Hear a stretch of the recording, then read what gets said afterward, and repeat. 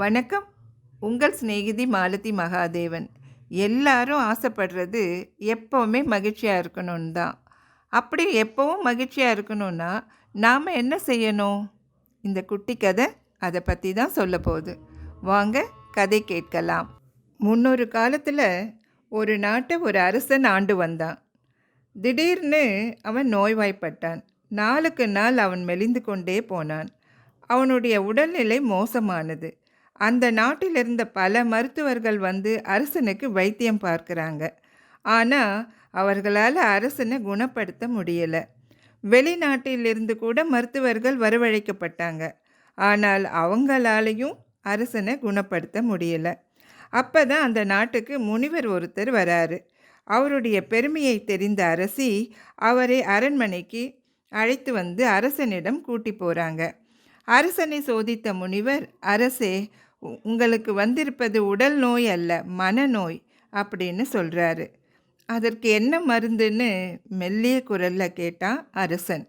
மகிழ்ச்சியான மனிதனோட மேலாடையை நீங்கள் ஒரு வாரம் அணிந்து கொண்டால் போதும், உங்கள் நோய் உடனே குணமாயிடும்னு சொல்கிறாரு முனிவர். உடனே அரசன் தன்னோட வீரர்களை கூப்பிட்டு, மகிழ்ச்சியான மனிதனின் மேலாடையை நீங்கள் இன்னும் 2 நாட்களுக்குள் கொண்டு வரணும், இல்லைன்னா உங்கள் உயிர் உங்கள் உடலில் இருக்காதுன்னு கட்டளையிடுறாரு. வீரர்கள் நாடு முழுவதும் மகிழ்ச்சியான மனிதனை தேடி அலையிறாங்க. முதல்ல அவர்கள் ஒவ்வொரு பணக்காரன் வீட்டுக்கு போய் அவர்கள் மகிழ்ச்சியாக இருக்கிறாங்களான்னு விசாரிக்கிறாங்க. சில பணக்காரர்கள், இந்த பணத்தை சேர்க்க நாங்கள் எவ்வளவு கஷ்டப்பட வேண்டியிருக்கு தெரியுமா, நாங்கள் எங்கே மகிழ்ச்சியாக இருக்கோன்னு சொல்கிறாங்க.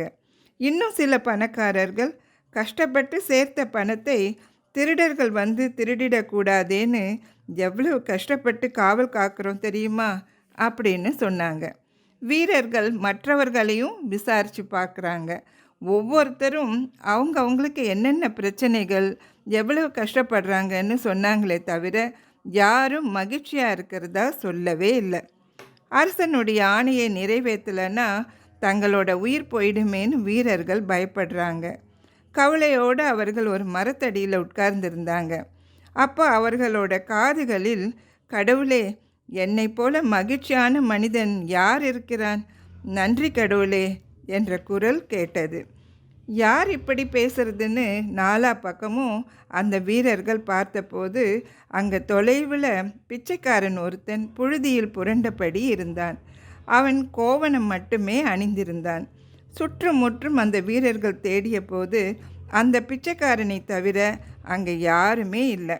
அவன்தான் அப்படி பேசினான்னு அவர்களுக்கு புரிந்தது. அவனை நெருங்கிய வீரர்கள், நீ உண்மையிலேயே மகிழ்ச்சியாக இருக்கியான்னு கேட்டாங்க. இன்னைக்கு கடவுள் அருளால் எனக்கு வயிறார உணவு கிடைச்சது, எந்த கவலையும் இல்லாமல் நான் மகிழ்ச்சியாக இருக்கேன்னு சொன்னான் அவன். உன்னோட மேலாடையை தா அப்படின்னு கேட்டாங்க. எவ்வளவு பணம் கேட்டாலும் தரோம் அப்படின்னு வீரர்கள் சொன்னாங்க. மேலாடையா? அப்படி ஒன்றை நான் பார்த்ததே இல்லை அப்படின்னு சொன்னான் அந்த பிச்சைக்காரன். எனக்கு சொந்தமாக இருக்கிறதெல்லாம் இந்த கோவணம் மட்டும்தான் அப்படின்னு சொன்னான். தயக்கத்தோடு அரண்மனைக்கு சென்ற வீரர்கள் அரசனை சந்தித்து பிச்சைக்காரனுடன் பேசியதை விளக்கமாக சொன்னார்கள். இதை கேட்ட அரசன் ஆழ்ந்து யோசித்தான். கோவணம் மட்டுமே உள்ள பிச்சைக்காரன் மகிழ்ச்சியாக இருக்கிறான். எல்லா செல்வமும் அதிகாரமும் உள்ள நான் இப்படி வீணாக கவலைப்பட்டு நோயில் படுத்து இருக்கிறேன். இனி எதற்கும் கவலைப்படக்கூடாது, மகிழ்ச்சியாக இருக்கணும்னு தீர்மானித்தான். கவலை அவனை விட்டு நீங்கியதால் சில நாட்கள்லேயே அவன் குணமடைந்தான். உங்களுக்கு இந்த கதை பிடிச்சிருக்கும்னு நினைக்கிறேன். உங்களோட கருத்தை கமெண்ட் பாக்ஸில் கொடுங்க.